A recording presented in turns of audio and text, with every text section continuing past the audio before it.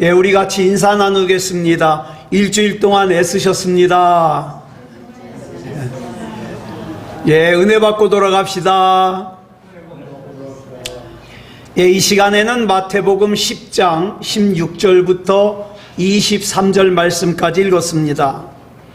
은혜 받을 말씀의 제목은 지혜롭고 순결하게 삽시다입니다.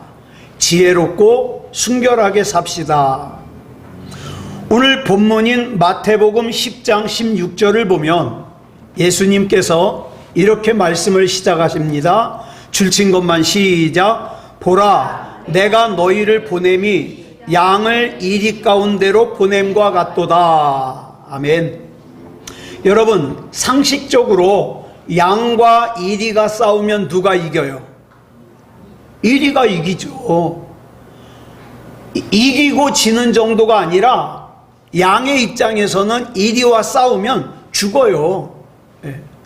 그런데 주님께서는 양 같은 저와 여러분을 이리떼 같은 세상 속으로 보내신다는 거예요. 그러면 우리 주님께서는 양을 이리밥이 되게 하시려고 보내신다는 걸까요? 아니요. 반대로 이리를 양의 밥이 되게 하시려고 그러시는 거예요. 아니, 양은 이리를 이길 수 없는데 어떻게 이리가 양의 밥이 된다는 말인가? 여러분, 양과 이리만 있으면 양은 절대 이리 이길 수 없어요. 그러나 양에게는 뭐가 있느냐? 하나님의 약속이 있거든요. 하나님의 약속의 말씀이. 그래서 본문 19절에 뭐라고 말씀하고 있습니까? 시작. 너희를 넘겨줄 때에 어떻게 또는 무엇을 말할까 염려하지 말라. 그때에 너희에게 할 말을 주시리니. 그리고 이어지는 20절 이렇게 말씀하십니다. 시작. 말하는 이는 너희가 아니라 너희 속에서 말씀하시는 이 곧 너희 아버지의 성령이시니라. 그러면서요, 마태복음 1장 23절에 보면 처녀가 아들을 낳을 건데, 이 누구예요? 예수님이죠. 근데 이 아들의 이름을 또 뭐라고 하라 그랬어요? 임마누엘이라고 하라 그랬어요. 임마누엘의 이름의 뜻이 뭡니까? 하나님이 우리와 함께 계신다는 뜻이에요. 그러니까 중요한 게 이거예요. 양 같은 저와 여러분이 이리떼 같은 이 세상을 살아갈 때에 우리가 꼭 붙들어야 될 것이 뭐냐? 주님이 나와 함께 계신다. 이거 하나예요. 예? 그리고 마태복음 28장 20절에 보니까 우리 예수님께서 유언과도 같은 말씀이 뭐라 그러셨어요? 시작. 볼지어다 내가 세상 끝날까지 너희와 항상 함께 있으리라. 이거 놓치면 안 돼요. 여러분, 저와 여러분이 예수 믿는다고 하면서 신앙생활 한다고 하면서 이거 놓치면 안 돼요. 주님께서 양 같은 저와 여러분과 함께 계실 터이니 이리떼 같은 세상 속으로 들어가서 살면서 걱정하지 말고 염려하지 말고 두려워하지 말라는 거예요. 할 말도 주실 것이고 능력도 주실 것이고 하나님께서 앞장서실 거니까.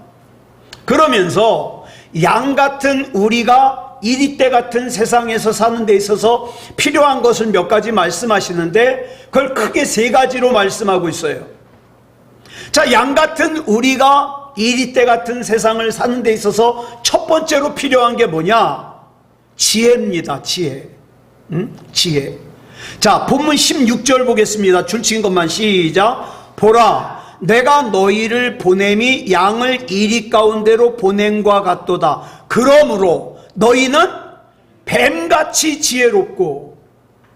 주님께서 양 같은 우리가 이리떼 같은 세상을 살아감에 있어서 첫 번째로 필요하다고 제시해 주시는 게 뭐냐? 지혜입니다. 지혜. 그것도 어떤 지혜라 그랬어요? 뱀 같은 지혜. 근데 이게 뱀 같은 지혜 그러니까 우리는 에덴 동산에서 아담과 하와를 타락시킨 그 뱀, 우리는 뱀 그러면 뭐가 퍼뜩 떠올라요? 사탄 마귀가 떠올라요. 예. 그래가지고 별로 기분이 좋질 않아요. 그러니까 뱀 같은 지혜, 그러면 선입견이 안 좋아요. 그렇다면 주님께서는 왜 지혜를 말씀하시면서 하필이면 뱀같이 지혜로우라고 말씀하셨을까? 도대체 주님께서 말씀하시는 이 뱀 같은 지혜라는 건 뭘까? 다른 사람들의 눈치를 빠르게 보면서 잔머리를 굴려가면서 그때그때 상황에 잘 적응하면서 힘든 거 피하고 어려운 거 피하고 불편한 거 피하고 그렇게 사는 것이 뱀 같은 지혜일까? 아니요. 그건 뱀 같은 교활함이지 뱀 같은 지혜가 아니에요. 만약에 주님께서 뱀 같은 교활함을 말씀하신 거라면 그 뒤에 나오는 비둘기 같은 순결함하고 같이 짝이 안 돼요. 그러면 도대체 주님께서 말씀하신 이 뱀 같은 지혜라는 게 뭐냐? 여기서 말씀하시는 뱀은 그냥 뱀이에요. 뱀. 이 뱀이라는 동물은요, 소리 없이 다녀요. 조용히 다녀요. 경계성이 아주 뛰어나요. 조심성이 있어요. 위험을 감지해요. 그리고 위험함이 감지되면요, 민첩하게 빠져나가요. 그래서 예수님께서 뱀같이 지혜로우라고 말씀하시는 것은 저와 여러분이 살아가야 되는 이 세상이 죄가 너무 많기 때문에, 너무 어둡기 때문에 특별히 경계하고 조심하고 민첩하게 그 죄를 피해라 이 말이에요. 아유, 하나님 마음엔 원이로되. 아니요, 그런 변명하지 마세요. 예? 뱀같이 지혜로워야 돼요. 지금 우리가 살고 있는 이 세상은 참으로 악해요. 간교한 지혜로 가득해요. 이렇게 악한 지혜로 가득한 세상을 우리가 살려면 그 이상의 지혜가 필요해요. 그런데 누가복음 16장 8절을 보니까 예수님께서 이런 말씀을 하셔요. 시작. 이 세대의 아들들이 자기 시대에 있어서는 빛의 아들들보다 더 지혜로움이니라. 이게 예수님께서 세상을 평가하시는 평가예요. 여기에서 말씀하시는 이 세대의 아들들이 누굽니까? 세상을 전부로 알고 살아가는 불신자들이에요. 예? 이 세상을 전부로 알고 살아가는 불신자들이 예수 믿는 저와 여러분보다 더 지혜롭다는 거예요. 예수님이 보시기에. 맞아요? 틀려요? 자, 앞만 봐도 이 말씀이 맞는 것 같아요. 세상 사람들이 더 지혜로워요. 그래가지고 그냥 정말 예수님 잘 믿는 사람은 착해 빠져가지고 누구 말도 다 들을 것 같고 사기도 잘 당할 것 같고 그래요. 자, 그런데 여기서 말하는 이 지혜가 뭐냐? 세상을 전부로 알고 살아가는 세상의 불신자들의 경우를 보면 자기들에게 조금이라도 기회가 주어지잖아요. 그러면 자기의 미래와 이익을 위해서 할 수 있는 일은 뭐든지 다 합니다. 예? 각종 보험도 들어요.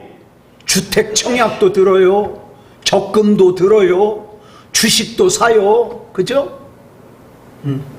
심지어는요,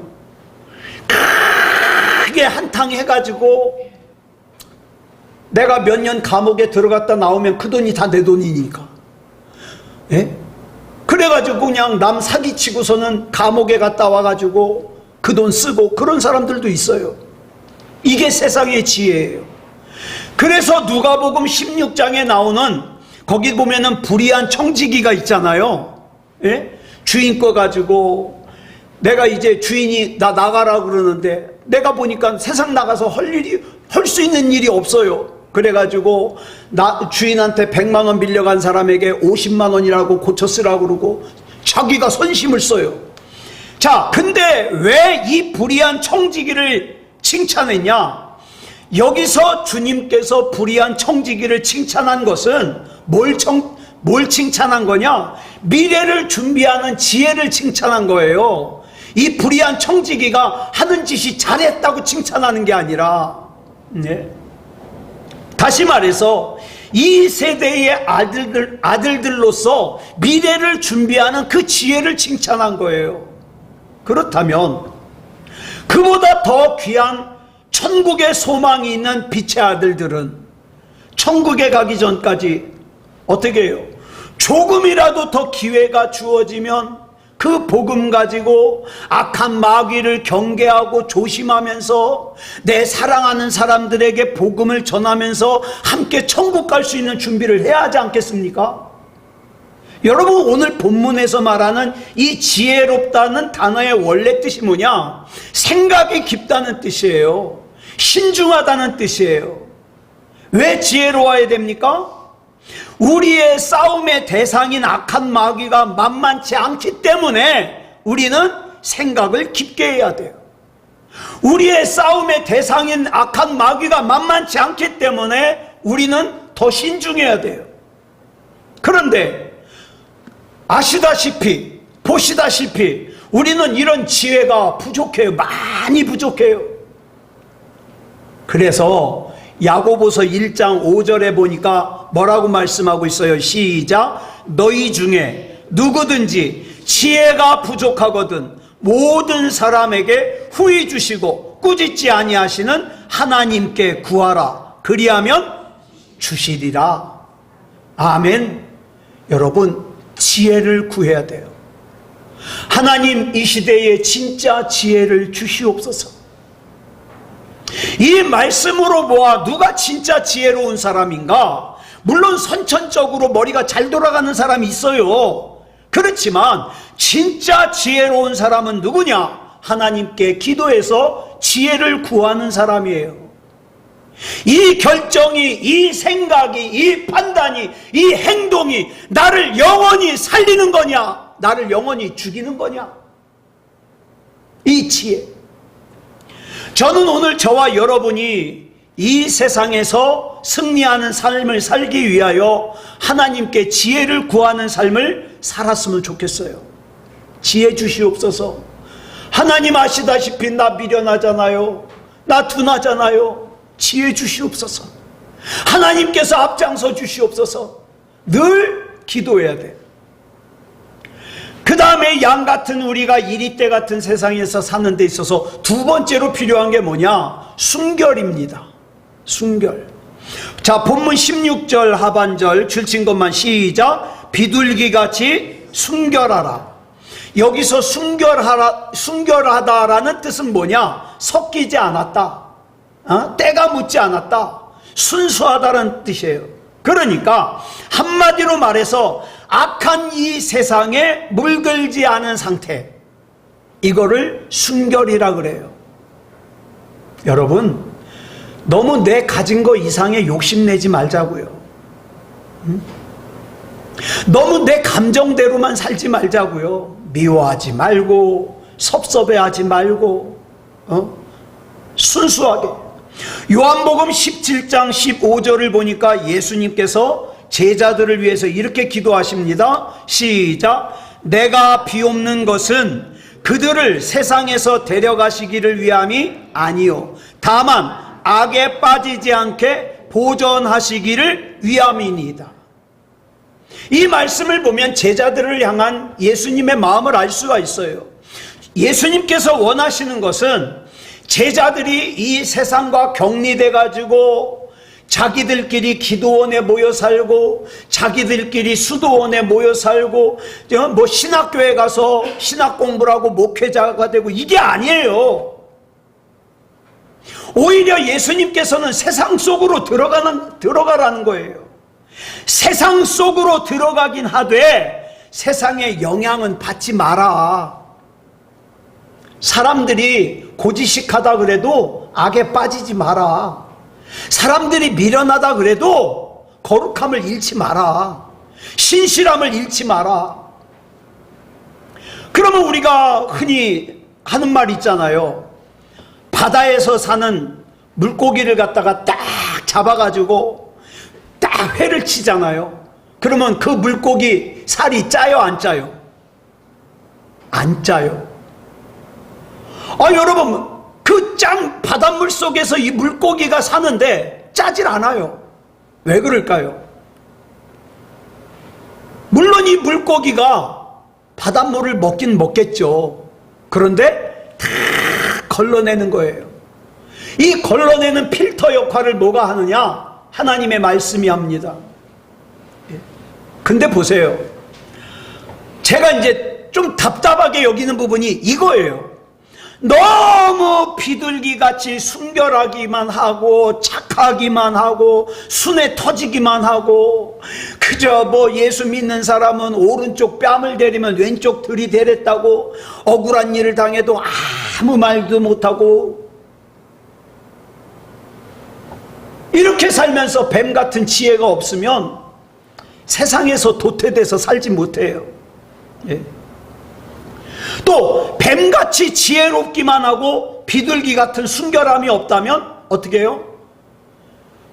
하나님을 이용해서 자기 원하는 것만 이루려고 하는 교활한 신자가 돼요. 교활한 신자는 구원 못 받아요. 예? 그래서 예수님이 말씀하시는 게 뱀같이 지혜롭게 살되 비둘기 같은 순결함을 가지라는 거예요. 여러분, 우리가 흔히 양반, 쌍놈 할 때 양반을 뭐라고 쓰냐? 한자로 두 양자에 줄반자를 씁니다. 이게 왜 이 말이 나왔냐? 옛날에 왕이 신하들과 조회를 하면 왕이 앉아있고 신하들이 쭉 서 있잖아요. 그러면 왕을 중심으로 오른쪽에는 문관들이 서 있어요. 글쟁이들, 공부만 한 사람들. 왼쪽에는 싸우는 장수들이 서 있어요. 그래서 공부만 한 사람들의 이 가슴에는 어떤 그림이냐? 학 그림이 있어요. 학. 싸우는 장군들의 가슴에는 호랑이가 있어요. 호랑이가. 그래가지고 양쪽에 쫙 서 있어요. 그래서 이쪽을 문관, 이쪽을 무관이라 그래요. 자, 그런데 이 무관, 이게 줄반자를 써서 문반과 무반을 합쳐서 뭐라 그래요? 양반이라 그래요. 양반. 이게 양반이에요. 그러므로 이걸 적용하면 양반이란 뭐냐? 공부하는 문과 그 다음에 싸우는 무를 다 겸비한 사람이 양반이에요. 다시 말해서 싸움은 참 잘해. 근데 공부를 하나도 못해. 책을 하나도 안 읽었어. 그러면 양반 아니에요. 또 어떤 사람은 공부는 책은 많이 읽었는데 소심해요. 겁이 많아요. 이 사람도 양반이 아니에요. 이걸 영적으로 적용해 보니까 영적으로도 마찬가지예요. 한쪽으로만 치우치는 신앙은 양반 신앙이 아니에요. 양반 신앙이 아니면 뭐예요? 양반 신앙의 양반의 반대, 쌍놈 신앙. 욕하는 거 아니에요? 쌍놈 신앙. 자, 주여 주여 성령 충만 그러면서 성경은 하나도 안 읽어. 쌍놈 신앙이에요. 또 성경은 많이 읽고 성경은 많이 읽는데 기도는 안 해. 능력도 없어. 그러면 쌍놈 신앙이에요. 잘 들으세요. 뱀같이 지혜로워서 하는 일마다 세상에 참 적응 잘해요. 세상과 섞여 사느라고 영적인 순결을 잃어버렸어요. 그러면 쌍놈 신앙이에요. 그 다음에 자기는 순결하다고, 자기는 정직하다고, 자기는 하나님 앞에서 한 점 부끄러움도 없다고 그러는데 안 해도 될 고생까지 해요. 인생을 포기하고 살아요. 쌍놈 신앙이에요. 그러므로 우리는 지혜로우면서도 세상에 물들지 않는 균형을 잘 갖춘 영적인 양반 신앙이 돼야 돼요. 우리 한번 옆 사람에게 물어볼까요? 당신 신앙은 양반 신앙입니까? 쌍놈 신앙입니까? 그래요. 나중에 조용할 때 자기에게만 물어봐요. 자기. 내 믿음은 양반 신앙인가 쌍놈 신앙인가? 아주 중요한 문제예요. 그 다음에 양 같은 우리가 이리때 같은 세상에서 사는 데 있어서 세 번째로 필요한 게 뭐냐? 믿음, 하나님을 신뢰하는 믿음을 바탕으로 하는 진취적인 자세예요. 우리는 오늘 본문에서 진취적인 예수님을 만날 수 있어요. 예수님께서 제자들을 세상에 보내는데 분명히 이 양 같은 제자를 이리때 같은 세상으로 보내는 것을 알고 계셔요. 너무 잘 알고 계셔요. 그리고 그것이 얼마나 무섭고 위험한 일인지를 아셔요. 그렇지만 진취적이신 예수님께서는 피하지 않으세요.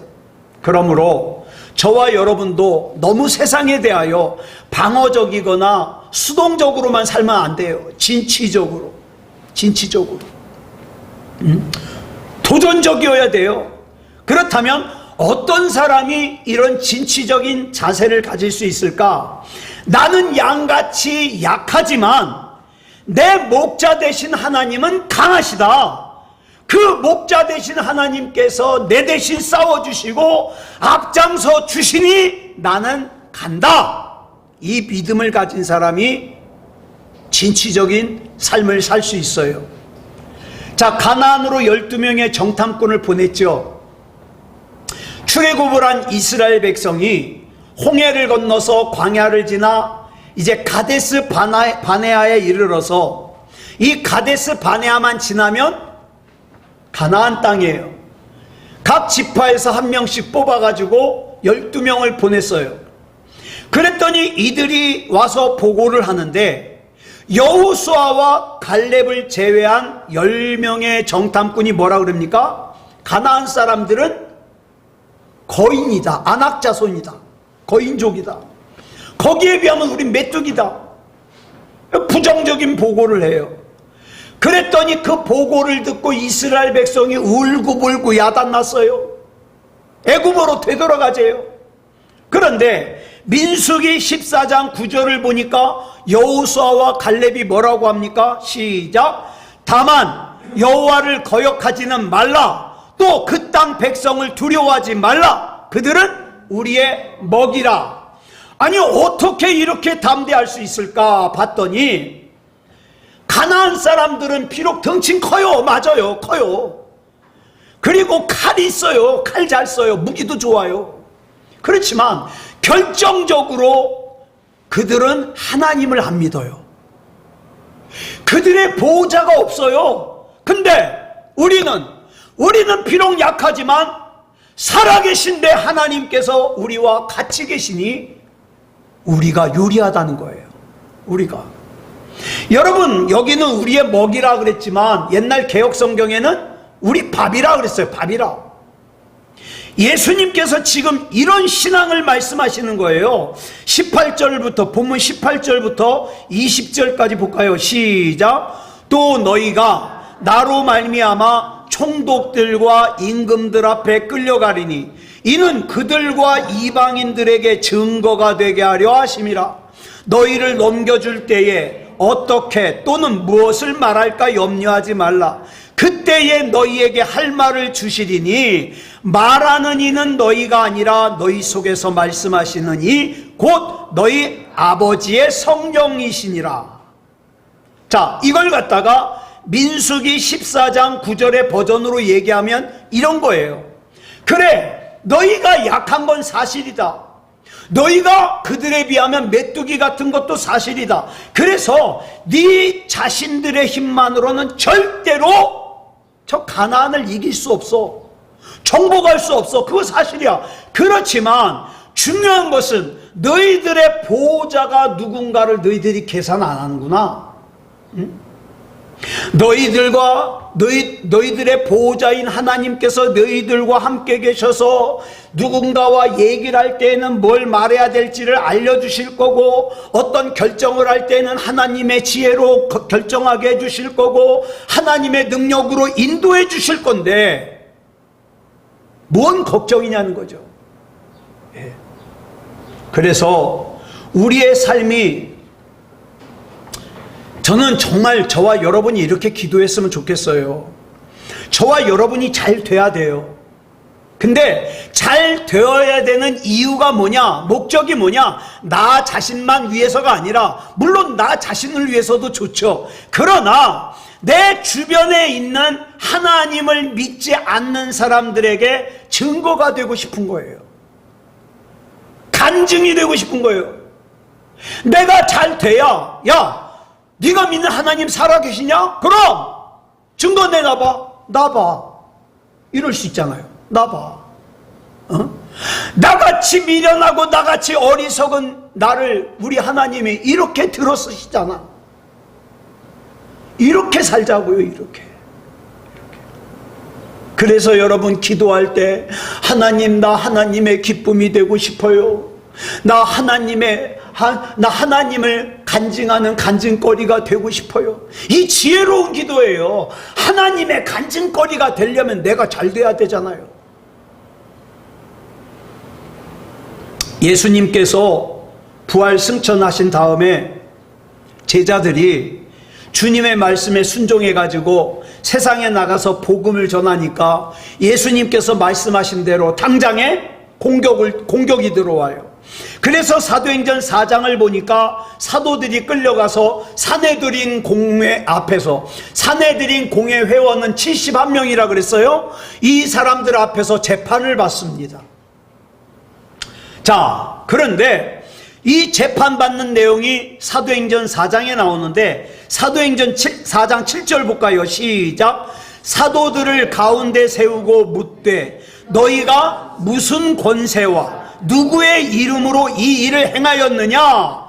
그러니까 여러분, 그 다음에 사도행전 4장 8절에 보니까 이에 베드로가 성령이 충만하여 그랬어요.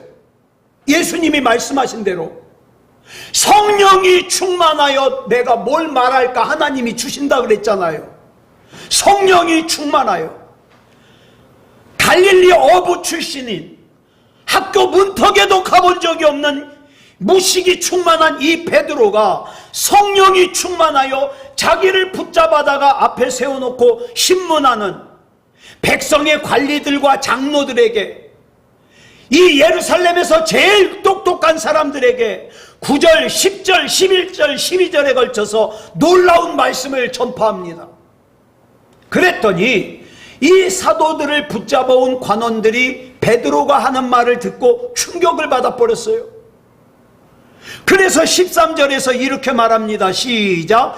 그들이 베드로와 요한이 담대하게 말함을 보고 그들을 본래 학문 없는 범인으로 알았다가 이상히 여기며, 아이 저놈들 물고기나 잡는 무식한 어부인 줄 알고 그냥 대충 붙잡아다가 협박이나 하면은 말 들을 줄 알고 데려왔는데, 우리가 감당할 수가 없는 거예요. 사랑하는 여러분, 히브리서 11장 잘 기억하세요. 저와 여러분이 믿음다운 믿음을 가지면 세상이 감당 못해요. 저와 여러분이 세상 앞에서 쩔쩔매는 게 아니라 세상이 감당 못한다고요. 아마 이 제자들 붙잡아온 사람들도 놀랬겠지만 제일 놀란 건 누굴까요? 베드로 자신이죠. 내가 언제부터 이렇게 말을 잘했지? 자기도 놀라는 거예요. 예수님께서 전에 말씀하실 때, 아까 본문에 나온 그 말씀하실 때 그 말씀이 자기에게 용기를 주려고 하시는 말씀이라 생각하고 귓전으로 넘겨들었는데, 실제로 복음을 전하다가 붙잡히니까 사내들인 공회 앞에 서고 보니까 진짜 성령께서 할 말을 주시더라. 만약에 이 제자들이 로마 군인이 무서워서, 유대인들이 무서워서 마가의 다락방에 문 잠그고 그냥 숨어만 있었다면 경험 못하는 일들이죠. 사랑하는 여러분, 저는 저와 여러분들이 잘 되길 원합니다. 돈도 많이 버세요. 제가 다음 주간에 하는 설교에 그 내용이 있는데, 제가 오늘 말씀을 드릴게. 다 나중에 또 해도 또 했다고 뭐라고 하지 마세요. 청량리 중앙교회에 김익명이라는 장로님이 계셔요. 지금 원로 장로님이신데, 이분이 옛날에 김동호 목사님이 그 교회에서 교육전도사를 할 때 장로님이셨어요. 근데 이분이 그 당시에 청량리 중앙교회가 성도가 500명가량 돼요. 근데 이 장로님 혼자 하는 헌금이 3분의 1이에요. 교회 전체 재정에. 그러니까 얼마나 헌금을 많이 해요. 그래가지고 그 당시 김동호 전도사죠. 당회에 건의할 게 있는데 당회원 중에서 가만히 생각해 보니까 제일 말빨이 셀 것 같은 게 이 김익명 장로님이에요. 그래서 장로님께 이렇게 부탁을 드렸대요. 장로님, 당회에서 이것 좀 건의해 주세요. 그랬더니 장로님이 전도사님을 보면서 그러더래요. 전도사님, 예? 나 당회에는 들어가지만 아무 말도 못해. 왜요? 전도사님 알다시피 내가 교회에서 헌금을 많이 하잖아? 헌금을 많이 해도 좀 많이 해? 무지 많이 하지?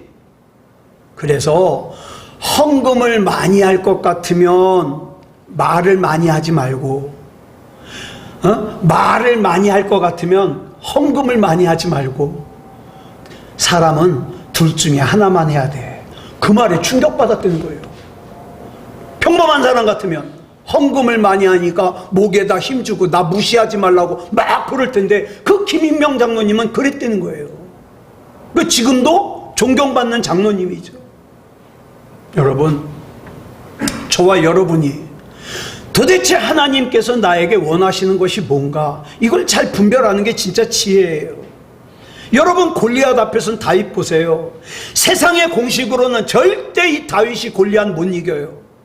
그럼에도 불구하고 다윗이 얼마나 당당합니까? 다윗이 이렇게 진취적으로 나갈 수 있었던 원인이 뭐냐? 계속 강조하지만 사무엘상 17장 45절 말씀에 나와요. 시작. 다윗이 블레셋 사람에게 이르되 너는 칼과 창과 단창으로 내게 나아오거니와 나는 만군의 여호와의 이름 곧 네가 모욕하는 이스라엘 군대의 하나님의 이름으로 내게 나아가노라. 이렇게 나가잖아요. 저와 여러분도 그렇게 나가야 돼요. 우리 찬양 한번 해볼까요? 시작. 예수의 이름으로 나는 일어서리라.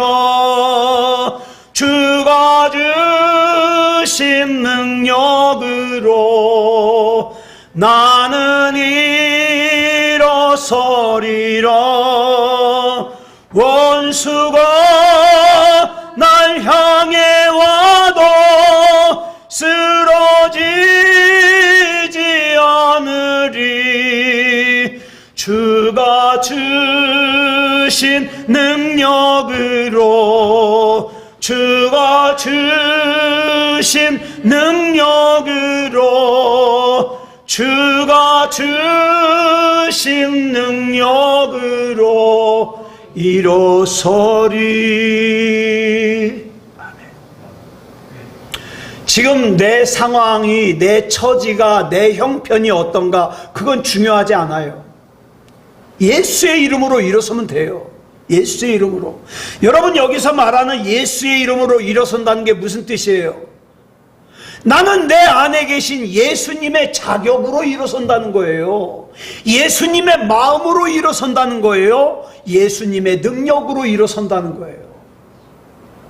다윗은 그동안 목동 생활을 하면서 하나님의 이름을 의지하여 진취적으로 나갈 때 자기 대신 곰과 싸우고 자기 대신 사자와 싸우는 하나님의 능력을 수없이 경험했어요. 바울도 마찬가지예요. 바울이 고린도 후서 1장 8절로 10절에서 이렇게 고백을 하거든요. 같이 읽어볼까요? 시작. 형제들아, 우리가 아시아에서 당한 환난을 너희가 모르기를 원하지 아니하노니 힘에 겹도록 심한 고난을 당하여 살 소망까지 끊어지고 우리는 우리 자신이 사형 선고를 받은 줄 알았으니. 자, 얼마나 힘들었으면 사형 선고까지 받았다고 생각했겠어요. 너무너무 고통스러웠다는 거예요. 그럼에도 불구하고 어때요? 시작. 이는 우리로 자기를 의지하지 말고 오직 죽은 자를 다시 살리시는 하나님만 의지하게 하심이라. 그가 이같이 큰 사망에서 우리를 건지셨고 또 건지실 것이며 이후에도 건지시기를 그에게 바라노라. 아멘. 혹시 지금 어려움 가운데 있는 분들이 있습니까? 너무 힘들어서 내가 사형 선고 받은 것 같아요? 그러면 이 말씀 기억하세요. 내가 지금 그 상황에 있는 것은 내가 나를 의지하지 말고 오직 하나님만 의지하게 하기 위해서예요.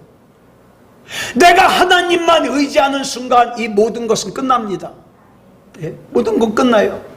마치 양이 이리와 싸우는 것 같은 극심한 고통 속에서, 마치 살 소망이 다 끊어진 것 같은 극한 상황에서, 마치 사형 선고를 받은 것 같은 절망적인 상황 속에서 그가 붙드는 것이 두 가지가 있었다는 거예요.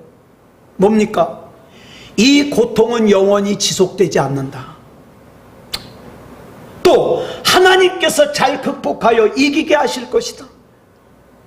이게 제가 붙드는 두 가지예요. 또 이 고통은 절대 영원히 지속되지 않는다. 하나님께서 잘 극복하여 이기게 해주실 것이다. 여러분, 이 얘기 들어보셨어요? 이 또한 지나가리라. 많이 들어보셨죠? 어떤 분이 예전에 저한테 전화해서 그래요. 목사님, 이 말씀 어디 나와요? 뭐요? 이 또한 지나가리라.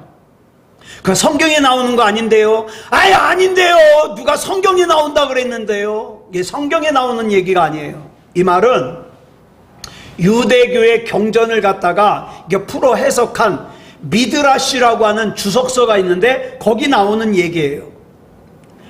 이 얘기의 유래가 이래요. 전쟁에서 이기고 돌아온 다윗 왕이 자기 승리를 기념하기 위해서 그 금은 세공인이 있죠. 그 세공인에게 이런 명령을 내려요. 나를 위해서 반지를 하나 만드는데 내가 승리했을 때에도 그 글귀를 보면 교만하지 않을 수 있고, 내가 큰 절망에 빠졌을 때에도 그 글귀를 보면 좌절하지 않고, 나 스스로에게 용기와 희망을 줄 수 있는 그 글귀를 그 반지에 새겨오라고. 아, 이 반지 만드는 건 쉬운데 이 글귀가 생각이 안 나는 거예요. 고민하다가 이 당시에 지혜롭기로 소문난 솔로몬 왕자를 찾아갔어요. 왕자님, 내가 이러이러한 어명을 받았는데 나 좀 도와주십시오. 그랬더니 이 솔로몬이 이렇게 시키더래요.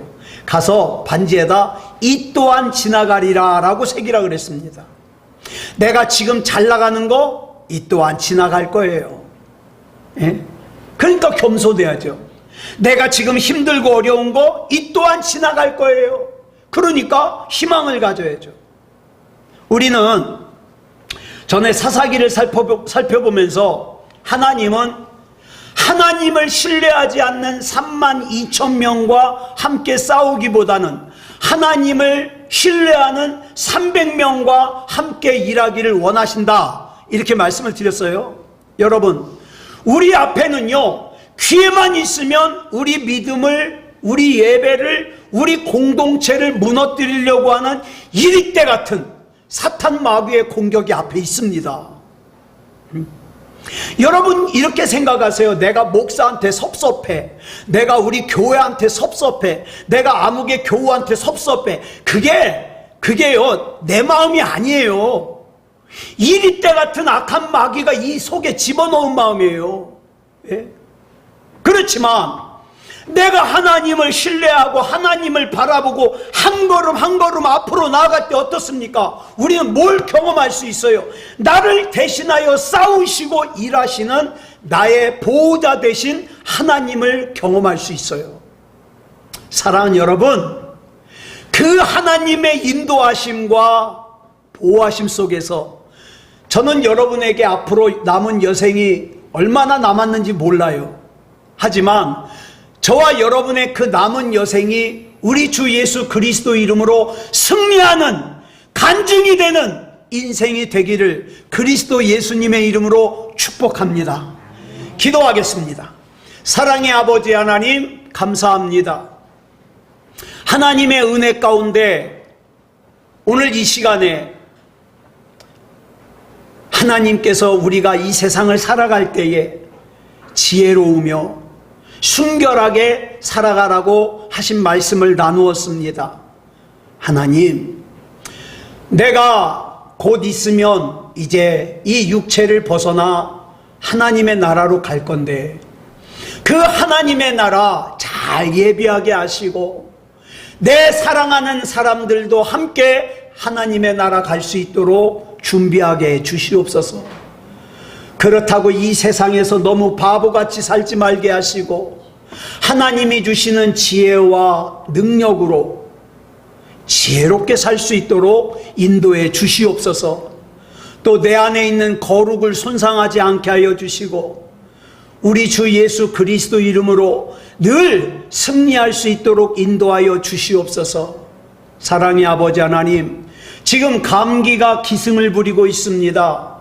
우리 주 예수 그리스도 이름으로 불법적으로 들어온 감기 마귀가 떠나가게 하여 주시고 하나님 안에서 우리 영혼과 육체가 건강할 수 있도록 인도하여 주시옵소서.